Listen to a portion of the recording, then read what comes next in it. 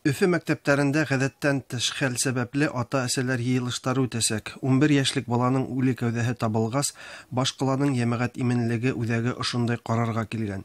Бернинди дә курку булырга тиеш түгел. Енәят кылучы кулга алынасак һәм тиешле язаһын аласак дигән үҙәк итәкчесе Александр Овчинников. Уның һүзләренә караганда, ата-әсәләр балаларына таныш булмаган кешеләр белән үҙеңде нисек тоторга өйрәтергә тиеш. Өфөлә кала уртаһында кыз баланың үлтерелүен көткән һәмәк бына ошондай белдерүҙәр яңгырай башланы. Ата-әсәләр быға тиклем хокук һаҡлау органдары нимәһен ҡараған тигән аныҡ һорау ҡуя.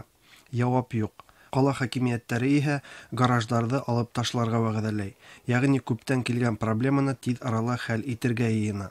Быға тиклем ташландыҡ, ҡайҙа етте шунда ҡуйылған гараждарға иғтибар итеүсе лә булманы. Сабыйҙың үлеме бына ошондай аҙымдарға этәрҙе барыһында.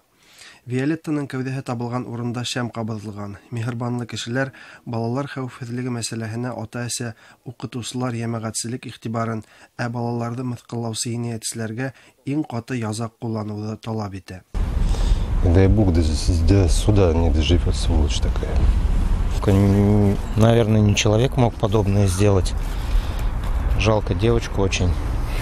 Все переживаем, надеемся, человек его поймают и накажут по закону. Башҡортостандың тәфтиш комитеты менән Эске эштәр министрлығы етәкселеге хәлде шәхсән контролгә алған. Әлеге ваҡытта республика тәфтиш комитетында бәләкәй баланы үлтереү осрағы буйынса енәйәт эше ҡуҙғатылған.